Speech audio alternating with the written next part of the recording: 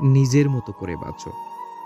কারো কাছে তুমি নগণ্য, কারো কাছে জঘন্য, কারো কাছে তার সবটুকুই তুমি।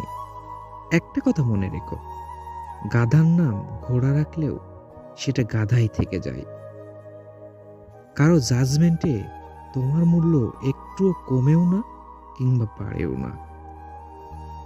কারণ আলোর ব্যাপারই তো আর সোনা চিনবে না। তুমি নেকা, তুমি বোকা, তুমি রাগী, তুমি অহংকারী।